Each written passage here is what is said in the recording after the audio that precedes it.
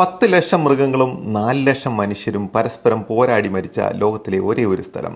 രാത്രിയിൽ വെളിച്ചം കിട്ടാനായിട്ട് അടിമകളെ തുണി ചുറ്റി കത്തിച്ചിരുന്ന സ്ഥലം. 7 ലോകമഹാത്ഭുതങ്ങളിൽ ഏറ്റവും ഭയാനകമായ ലോകമഹാത്ഭുതം സ്ഥിതി ചെയ്യുന്ന സ്ഥലം.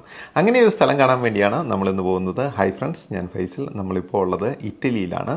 ഇറ്റലിയിലെ റോമിലുള്ള ലോകമഹാത്ഭുതങ്ങളിലൊന്നായ കൊളോസിയമാണ് നിങ്ങളീ കണ്ടുകൊണ്ടിരിക്കുന്നത്. ഈ കൊളോസിയം എന്ന് പറഞ്ഞു കഴിഞ്ഞാൽ ഒരു സ്റ്റേഡിയമാണ്.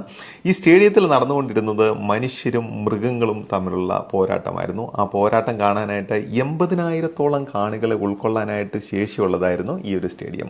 നമ്മുടെ കൊച്ചി ജവഹർലാൽ നെഹ്റു സ്റ്റേഡിയത്തിൽ ഇപ്പോൾ 40,000 ആളുകളെയാണ് ഉൾക്കൊള്ളാൻ ശേഷിയുള്ളത്. ഇത് നൂറ്റാണ്ടുകൾക്ക് മുമ്പ് പണിതാണ്. അന്ന് 80,000 കാണികളെ ഉൾക്കൊള്ളാൻ ഇതിന് കഴിയുമെന്ന് പറഞ്ഞപ്പോൾ അതിൻ്റെ ആ ഒരു വലിപ്പം നിങ്ങൾക്ക് ഊഹിക്കാവുന്നതേ ഉള്ളൂ. അതുപോലെ തന്നെ ഭൂമിക്കടിയിൽ 2 നിലകളും ഉണ്ടായിരുന്നു. അവിടെയാണ് ഈ മല്ലന്മാരെയും മൃഗങ്ങളെയും പോരാട്ടത്തിനായിട്ട് പാർപ്പിച്ചിരുന്നത്. മല്ലന്മാരെ സ്റ്റേഡിയത്തിന് നടുവിൽ നിർത്തി സിംഹത്തിൻ്റെയോ കടുവയുടെയോ കൂടുകൾ തുറന്നു വിടുന്നു. നിമിഷ നേരം കൊണ്ട് അവ മനുഷ്യരെ കടിച്ചു കീറുന്നു.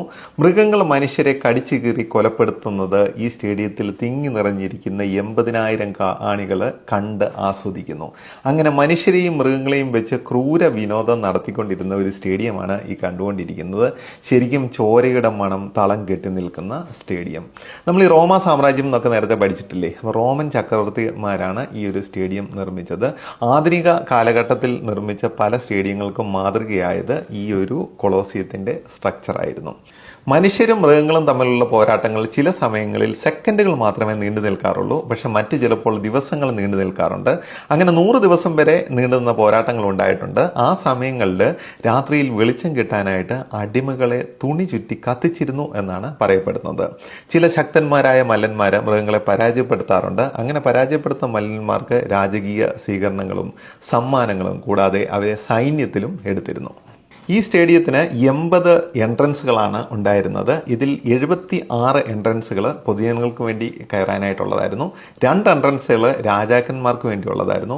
ബാലൻസ് 2 എൻട്രൻസുകളുടെ പേരുകൾ, ഒന്നിൻ്റെ പേര് ജീവൻ്റെ കവാടമെന്നും മറ്റേതിൻ്റെ പേര് മരണത്തിൻ്റെ കവാടമെന്നുമായിരുന്നു.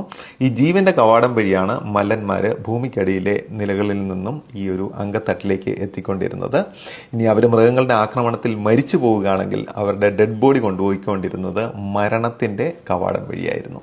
ദിവസവും 100 കണക്കിന് പോരാട്ടങ്ങളാണ് ഈ സ്റ്റേഡിയത്തിനുള്ളിൽ നടന്നുകൊണ്ടിരുന്നത്. ദിവസവും 100 കണക്കിന് മനുഷ്യരും മൃഗങ്ങളുമാണ് മരിച്ചു വീണുകൊണ്ടുവരുന്നത്.